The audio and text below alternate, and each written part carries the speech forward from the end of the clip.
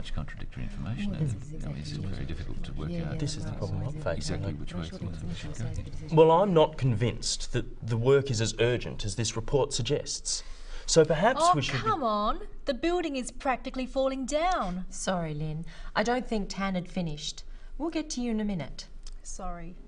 As I was saying, perhaps we should get a second opinion before we spend any money. Thank you, Tan. What's your opinion, Walter? Well, as far as I'm concerned, it's a question of safety. So I think we should go ahead. Are you suggesting that someone could get hurt? In my opinion, yes. If you ask me, there is a serious risk of an accident. And it's not a recent problem. Are you implying we should have done something earlier? Much earlier. It's a real concern. Hear, hear. In that case, I agree. We should do something now.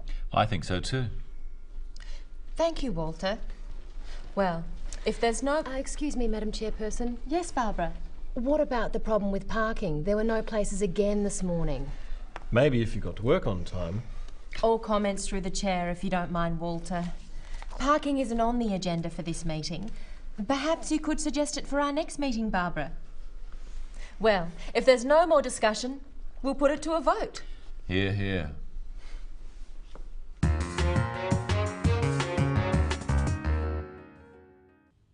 Today, we're looking again at meetings. In meetings, especially formal meetings, it's important to keep the discussion relevant and to the point. So we're looking at some words and phrases that a chairperson might use to stop irrelevant discussion and interruptions. We're also looking at ways of stating an opinion and agreeing or disagreeing. First of all, notice how Tan states that he doesn't agree with the report. Well, I'm not convinced that the work is as urgent as this report suggests. Tan says, I'm not convinced. He means he disagrees with the report. But by saying he's not convinced, he is leaving himself open to another point of view. Let's look at some phrases you can use to express disagreement. I'm afraid I'm not convinced. I don't entirely agree.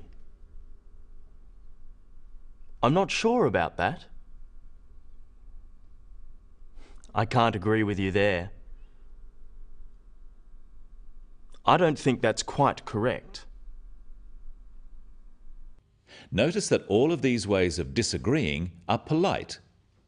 If you use stronger terms of disagreement, it can sound rude or argumentative. Well, I'm not convinced that the work is as urgent as this report suggests. So perhaps Don't be ridiculous. Excuse me? When disagreeing, the speaker normally also gives a reason for their opinion and may use an expression showing that it is their opinion. Listen to Walter. Well, as far as I'm concerned, it's a question of safety. So I think we should go ahead. Are you suggesting that someone could get hurt? In my opinion, yes. Let's practice some phrases you can use to introduce your opinion about something. In my opinion, as far as I'm concerned, if you asked me, the way I see it is this. And of course, you can simply state, I think, or I believe. Notice that Tan asks for clarification of the point Walter makes. He wants to make sure he understands what Walter is saying. Let's look at some ways of seeking clarification and checking understanding. Practice these with Tan. Are you suggesting that someone could get hurt? Are you saying that someone could get hurt? Do you mean someone could get hurt? Are you implying that someone could get hurt? One of the roles of the chairperson is to make sure everyone gets to have their say. All discussion should go through the chair. That is, people talk to the chairperson, not to each other directly. So the chairperson sometimes has to interrupt or stop someone from speaking. Well, let's see how Denise does this. Well, I'm not convinced that the work is as urgent as this report suggests.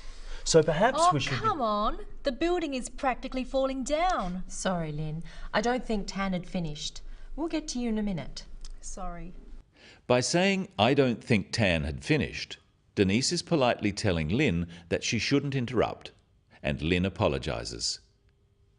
But what should you do if someone keeps trying to interrupt? So perhaps Oh, we should... come on.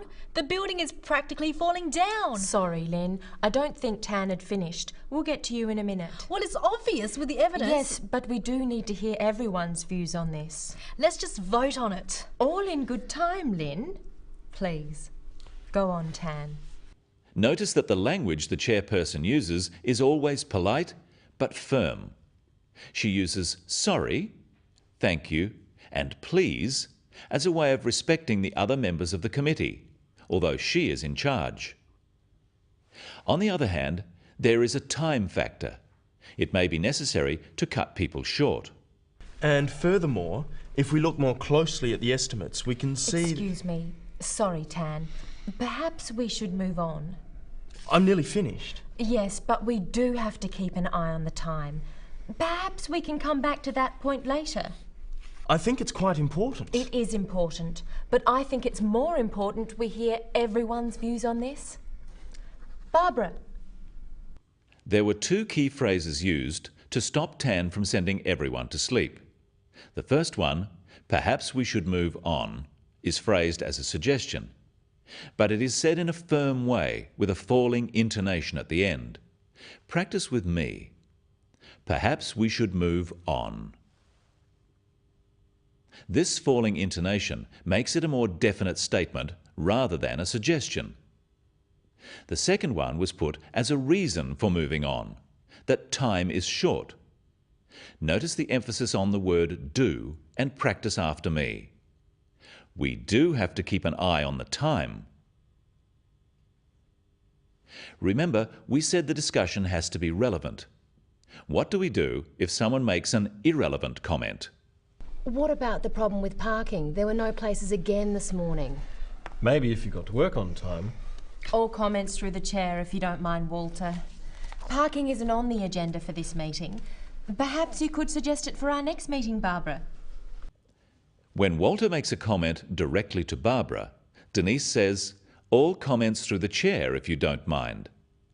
This is a way of reminding Walter of correct meeting procedure. All comments through the chair means he must speak to the meeting, not directly to one person at the table. Denise suggests that parking isn't on the agenda for this meeting. But so that Barbara doesn't feel bad, she suggests it could be discussed at another time. Finally, we've looked at disagreeing. Let's look at ways of agreeing with a point.